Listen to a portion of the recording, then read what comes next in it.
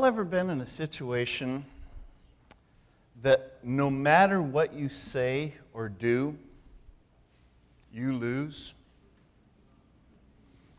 Don't worry, I'm not going to go into one of these whiny preachers that, oh, that happened to me every day of the week. I'm not going to do that, because no matter what vocational thing that you have chosen, everybody has been in this situation where no matter what you say or do, you lose.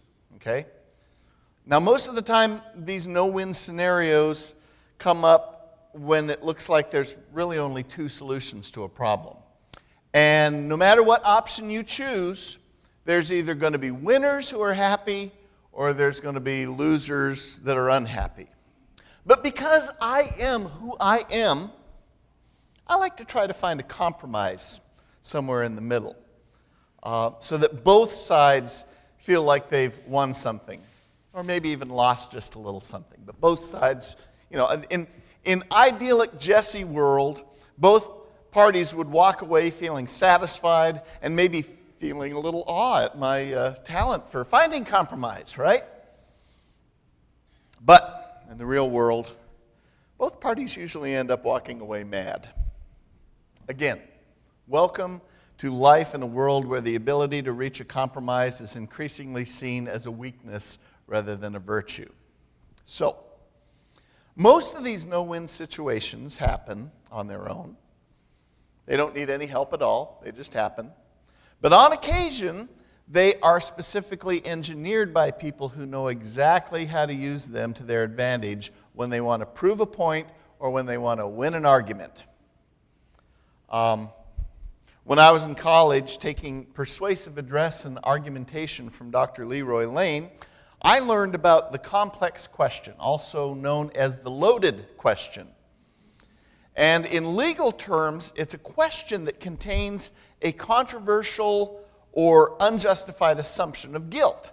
So the classic example is, yes or no, have you stopped kicking your dog? Right? Because no matter whether you answer yes or no, you will have had to admit, A, to having a dog, and B, to having kicked that dog sometime in the past. Yes or no? With loaded questions, the facts are presupposed by the question, and in this case, it's considered an entrapment. This kind of question is a fallacy because it narrows the respondent down to a single answer, which is, in this case, the fallacy of many questions. You cannot get away with this in a courtroom at all. Supposedly, ideally, you're not supposed to get away with this during public discourse or debates either. But as Bob Dylan says, the times they are changing, right? So while Jesus was never asked have you stopped kicking your dog specifically, he was often put in a no-win situation, especially by the religious leaders who wanted him to look foolish. Now that's what's going on in the scripture that we have in front of us this morning that Max read. But before we get too far into the scripture, I need to address Jesus' relationship with the Pharisees and the Sadducees. As odd as this sounds, Jesus probably had more respect for and far more in common with the Pharisees than he did with the Sadducees. Now, we tend to beat up on the Pharisees because the Gospels give us quite a few examples of Jesus kind of butting heads with them. But honestly, though, the kind of Judaism that exists today in our world is basically Pharisaic Judaism. And we've got to be especially careful of always thinking of the Pharisees as the bad guys. They were not the bad guys. Did Jesus have problems with some Pharisees? Oh yeah, he did. But again, Jesus was a Torah-observant Jew who just happened to have issues with Pharisees who didn't get it. In fact, he had issues with a lot of people who didn't get it. So, in today's reading, we come across the other most common faction that we read about in the Bible, and that is the Sadducees. What set the Sadducees apart from the Pharisees was that they did not believe in resurrection after death. which is interesting because you really don't hear much about an afterlife in Judaism at all, especially ancient Judaism. The idea of a resurrection didn't even come along until the time of the prophets. And so as far as our scripture for this morning goes, it just looks like another story in a series of stories about religious leaders asking Jesus questions about his interpretation of the law. But this story about Jesus and the Sadducees is different. It looks like the Sadducees are setting Jesus up with this ridiculous scenario about a widow whose husbands keep dying over, everybody she marries, they keep dying. It should be the parable of the black widow, right? But what's happening here is that the Sadducees are setting Jesus up with a "have you stopped kicking your dog" kind of question. This isn't the Sadducees engaging Jesus in honest debate or anything like that. This is them playing gotcha. This is all about trying to trip Jesus up and make him look foolish. The question, and more importantly the answer, is about the reality of resurrection life. 3 out of the 4 Gospels place virtually identical versions of this story right before Jesus is getting ready to go to Jerusalem for the last time, where he's arrested and executed, which means this is a really important story for 3 of the 4 Gospels to have it. Now here's what you need to know about the Sadducees.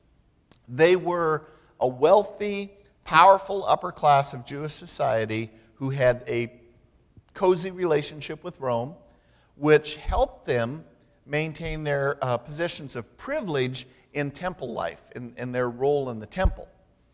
Now, if the Pharisees, if you look at them as the religious Puritans of the day who were trying to get everybody to live by the letter of the law, these Sadducees were more like the ruling elite who were concerned with maintaining stability and security for Israel. But in this story, they're simply introduced as those people who don't believe in the resurrection. Now, don't get me wrong, Sadducees weren't people who just kind of threw Scripture out the window and treated it all willy-nilly or anything like that. They really did appreciate Scripture, and as I said earlier, their belief in an afterlife or a future resurrection of the dead or heaven and hell was relatively new in Judaism. What you had was this belief in Sheol, which is this land of shadows where dead souls kind of hovered around in this vague half-life. But there was no thought that anyone would ever be raised back to life from this place, this Sheol. So don't think of the Sadducees as heretics for not believing in a resurrection. Because for most Jewish people then, and even for most Jewish people now in our society today, the concept of life after death has way more to do with the legacy that you left in this world when you depart. And this is mostly true in Christian faith too, especially in contemporary culture. Yesterday I did a memorial service for a friend of Carolyn Hicks, and that's what we talked a lot about. We talked about the legacy that this person passed down to their children and grandchildren. That's how the Sadducees saw it too. And to be honest, they could quote Scripture to back this up as well. So here's why this is weird. Here's why this weird hypothetical question that they throw at Jesus about a wife who was widowed by 7 brothers in succession is a loaded question. What these Sadducees are picking up on is a section of the law of Moses known as the Levirate Law. Now, the Levirate Law said that if a married man died childless, his brother is supposed to marry his widow. And then their firstborn child would be counted as the offspring of the dead man. Why? To ensure that the dead man's legacy lived on. Now that may sound a little weird to us, but it made sense to the Jewish folks in Jesus' day. So the point that these Sadducees were trying to make was that this law somehow proved that Moses believed that the only way a person lives after death was through their children. And who's to argue with Moses, right? So then, according to the Sadducees, any belief in a resurrection was invalid. But here's the thing. They knew that Jesus did believe in a resurrection. And so they came up with this wild, hypothetical story in order to ridicule Jesus as much as possible. See, this scenario that they came up with would have been considered absurd, so absurd in that day that it was funny. Kind of like these insurance commercials that you see where somebody comes up with these weird hypothetical situations to see if their policy covers it. You know, like honey badgers got through a crack in my attic and came down into my upstairs bathroom and plugged up the sink and ran the water and it flooded the whole house. Would my policy cover it then? That's the kind of question this was. So let's just throw this whole bit about marriage out the window for now, okay? A lot of people, that's what they want to focus on. They want to focus on this part of the story, this marriage thing. Let's just get that off the table right now. The Sadducees only used this loaded question to ridicule the idea of resurrection. They wanted Jesus to focus on the marriage part. They wanted to say, oh, husband number 2 would be the one that, they wanted him to say something like that. But Jesus saw right through it. He didn't fall for the trap by giving them a quick answer. He went right to their main point and said, listen, Moses himself showed us that resurrection is a thing. He did.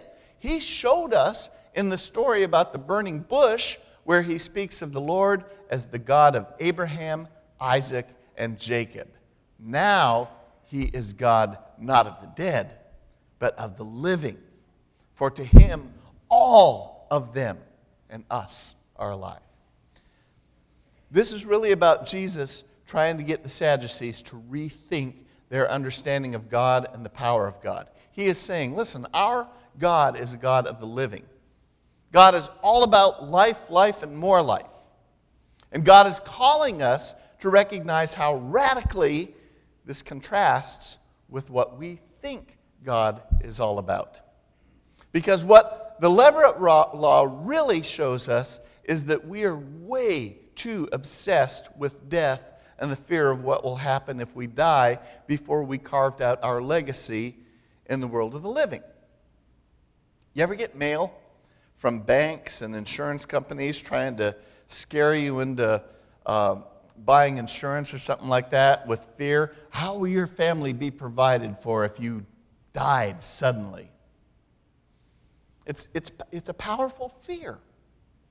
Part of what Jesus is saying here is that for many of us, death is this predator shadowing our every move and whose victory over us is only a matter of time. But for God, hey, death is nothing to be feared at all. It's just a minor annoyance in the big picture. But here's the sad reality. Many Christians fall into the same trap that the Sadducees laid for Jesus. Even though we say we believe in the resurrection, a lot of our understanding about life is still dominated by death. So we end up looking at salvation as sort of an insurance policy against death, the stalking predator. So I imagine the message that Jesus would say to some Christians today is, hey, as long as you all think salvation is mostly about what happens after death, then you, like these Sadducees, don't understand the power of God. God is all about life, life, and more life. For us, before death and after death, it's kind of like AD and BC on the big picture calendar, right? It's this big divide that separates two fundamentally different eras. But for God, from God's perspective, before death and after death are no more significant than before Thursday or after Thursday. God is not God of the dead, but is God of the living. And like we learned last week during All Saints Sunday, to God, all of us are alive, whether we are here on this earth or not. Just like the Sadducees, this change of mindset is not going to come easily because it's a radical conversion. It's a total wipe the hard drive and start reprogramming our thinking kind of thing. We don't understand, and we can't fully understand, and that's okay because Paul in 1 Corinthians 13 says the same thing. I only see in a mirror, in a glass, darkly, but then I'll see face to face. We only understand a little bit. Jesus is the only one who really gets it, and we're only capable of catching little glimpses of it as we read about Jesus in the Scriptures. But as we read, and as we gather here regularly around this table, those little glimpses are going to come more often, and it will begin transforming us. So let all of our praise, all of the glory, all of the honor be to God, the God of life.